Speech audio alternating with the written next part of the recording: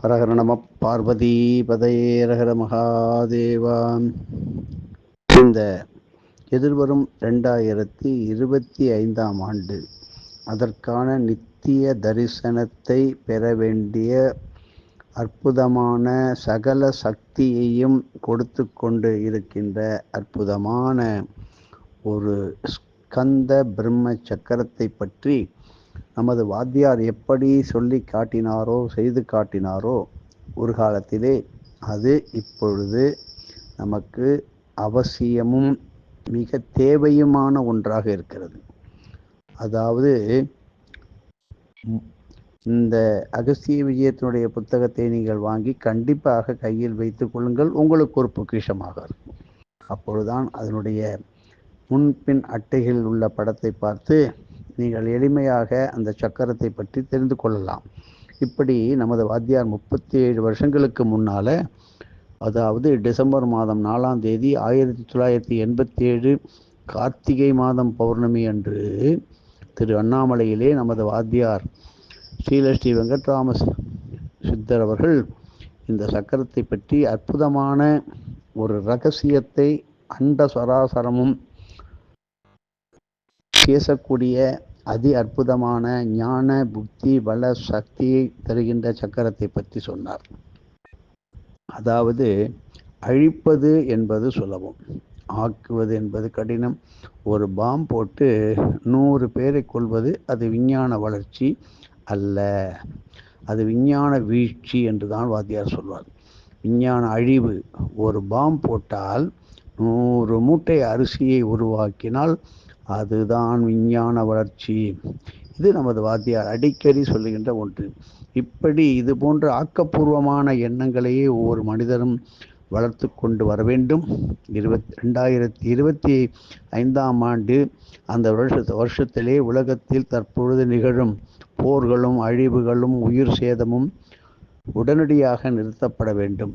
அமைதியும் சாந்தியும் சாந்தமும் நிலவ வேண்டும். ஆக்கப்பூர்வமான நிலைகள் மலர்ந்து உலக மக்கள் நிம்மதியுடன் இருக்க வேண்டும் என்ற சுயநலமற்ற பிரார்த்தனைகளுக்கு இந்த அரிய ஸ்கந்த பிரம்ம சக்கரம் நமக்கு உறுதுணையாக இருக்கும். இப்படி வெளியூர் நடக்கின்ற சண்டைக்கும் சச்சரவுக்கும் நமக்கு என்ன சம்பந்தம்? யோசனை பண்ணி பாருங்க. நமக்கும் வேறொரு நாட்டில் ஏதோ ஒரு சண்டை நடக்குது. இப்பொழுது வருவோம்.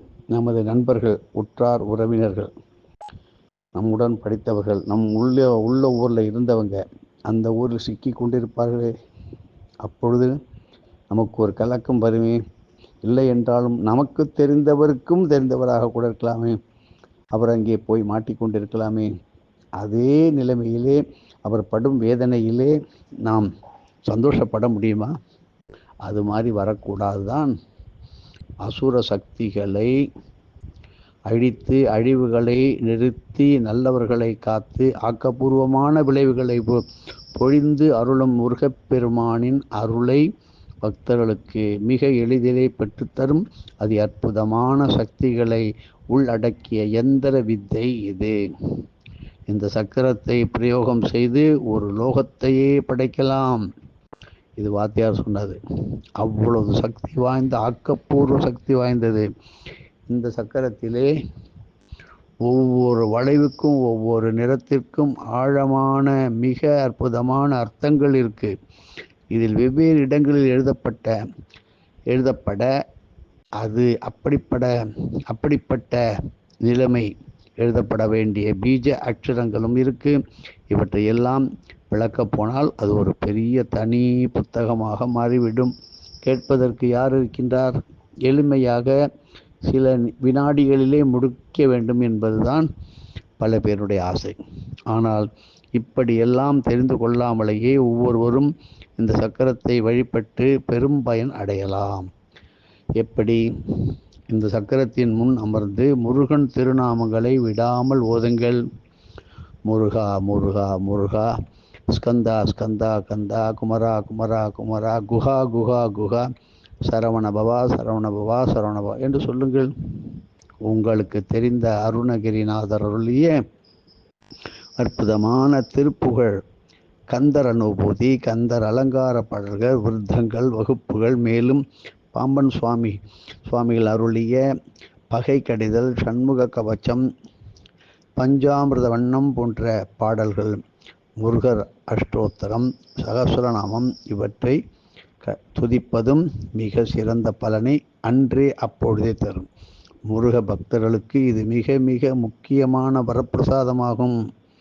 முருக பக்தர்களும் முருகர் என்று முருகனுடைய பெயர் அப்படி வைத்திருப்பவர்களுக்கும் முருகவேல், முருகானந்தம் உதாரணமாக சொல்லப்படும். இப்படி அவர்களுக்கும் நமது வாத்தியார் கொடுத்த இந்த ஸ்கந்த பிரம்ம சக்கரத்தை வாழ்க்கை முழுவதும் வழிபட்டால் அற்புதமான பெரும் பயனை அடைய ஒரு நல்ல காலம் வந்துவிடும். அடைந்தே வாழ்வீர்கள். இப்படி குமார், சிவகுமார், கார்த்திகேயன், சுப்பிரமணியன், சரவணன், பாலசுப்பிரமணி, தண்டபாணி, பழனி, செந்தில், ஆறுமுகம், கந்தன், குகன், முருகன், சண்முகன், ஷடானனன், வேல், சக்திவேல், கதிர், வடிவேல், ஜெயவேல், சிங்காரவேல், நவமணிவேல், சுவாமிநாதன், முருகையா, அழகு, சுந்தர், அழகப்பன், முருகப்பன், இது போல முருகருடைய நாமத்தை, பெயரை தமக்கு சூடப்பட்ட பெரும் பாக்கியத்தை பெற்றவர்கள் அநேக கோடி பேர் இருக்கின்றார்கள்.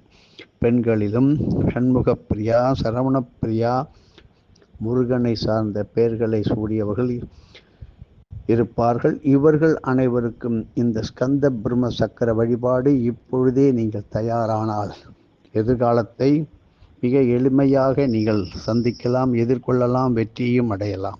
குறிப்பாக 2025 ஸ்ரீ ஸ்கந்த பிரம்ம சக்கரம் முன்பு அமர்ந்து ஸ்ரீ பாம்பன் சுவாமிகளின் பகை கடிதல் ஸ்லோகத்தை விடாமல் ஓதி முருகப்பெருமானின் அவரிடம் இந்த உலகத்தில் உள்ள பகைகளை கடிந்து உலகத்திற்கு அமைதியை நீங்கள் அருள வேண்டும், அருள வேண்டும் பெருமானே, அருள்வீர்களாக, அப்படி என்று சுயநலமற்று பொதுநலமாக வேண்ட வேண்டும். நம் வெங்கட்ராமர் அந்த வாத்தியார் ஏப்ரல் மாதம் 13ஆம் தேதி 1988 அன்று பகை கடிதல் என்ற தலைப்பிலே அற்புதமான சொற்பொழிவும் ஆற்றி அதை புத்தக வடிவிலும் நமக்கு வடித்து கொடுத்து இருக்கிறார்.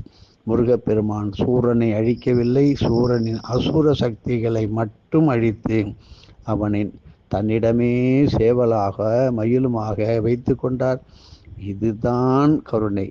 இப்படிப்பட்ட கருணை தெய்வத்தை நம் சித்தர்கள் சொன்னபடி 2025 முழுவதும் உலக அமைதிக்காகவும் நன்மைக்காகவும் மனமுருகி வேண்டிக் கொண்டே இருக்க வேண்டும். வேல்வேல் வெற்றிவேல், வேல்வேல் வெற்றிவேல், சுற்றி வந்து எம்மை காக்கும் சுப்பிரமணியவேல், ஓம் ஸ்ரீ வள்ளி தேவசேனா பதிக்கு அரோகரா, ஓம் சாந்திர சாந்திகி என்று சொல்ல வேண்டும்.